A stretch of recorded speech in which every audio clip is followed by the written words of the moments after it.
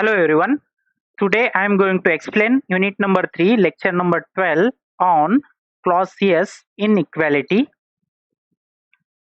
Let us consider a cycle ABCD as shown in figure A, B, C, D. Let AB be a general process. AB is a general process, either reversible or irreversible. This AB, that is, by this path it is a reversible process, and by this path it is a irreversible process, whereas the other processes in the cycle are reversible, that is BC, CD and DA are the reversible processes. Let the cycle be divided into a number of elementary cycles as shown in figure for the okay. So here the main cycle A, B, C, D is divided into number of Carnot cycles. Like this is the isothermal heat addition process. Then this is a reversible adiabatic expansion process, and this is the isothermal heat rejection process, and this is a reversible adiabatic compression process. This is the first elementary cycle, Carnot cycle, and this is second, third, fourth and fifth. Like this, the main cycle is divided into number of elementary Carnot cycles.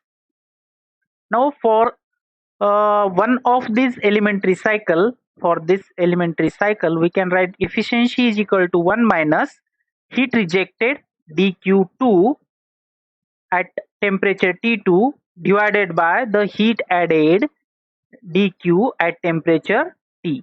Okay, so this is the constant temperature heat addition dq,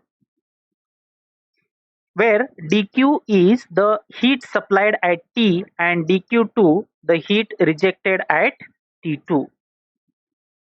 Now the efficiency of a general cycle, that is for reversible cycle or irreversible cycle, will be equal to or less than the efficiency of a reversible cycle.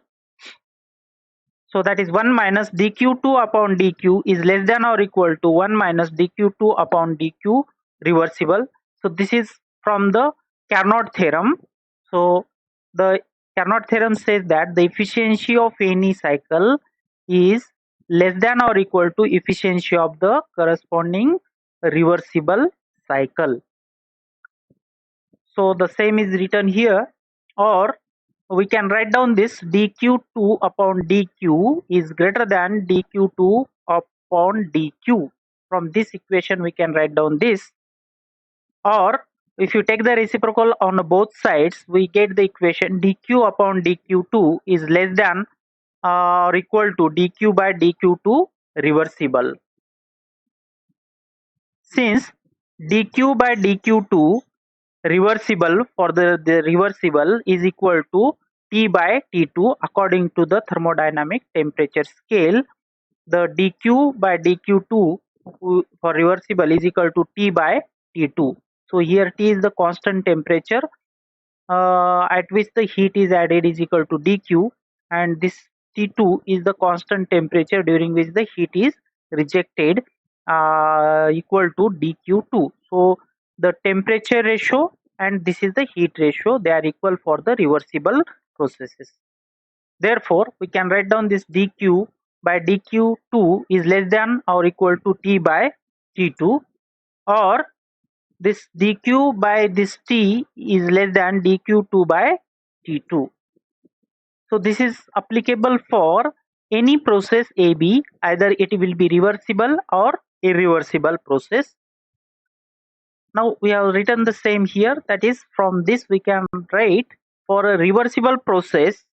For the reversible process we know that the small change in entropy is equal to dq reversible by T, and in this cycle, elementary cycle, the dq2 upon T2, this process is reversible, so we can write down this for the reversible process from this point to this point. So we can write down this change in entropy is equal to dq2 by T2.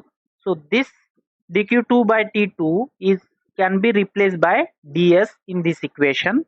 Now we'll get from this equation, that is hence for any process AB we can write this dq by t is less than or equal to, this is the ds, small change in entropy.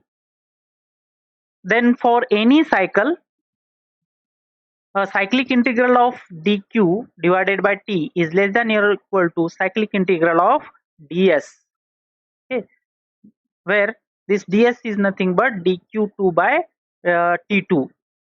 So since entropy is a property and the cyclic integral of any property is 0, so we can write down this cyclic integral of dq by t is less than or equal to 0. This equation is known as the inequality of Clausius. It provides the criterion of the reversibility of a cycle. If cyclic integral of dq by t is equal to 0, the cycle is reversible.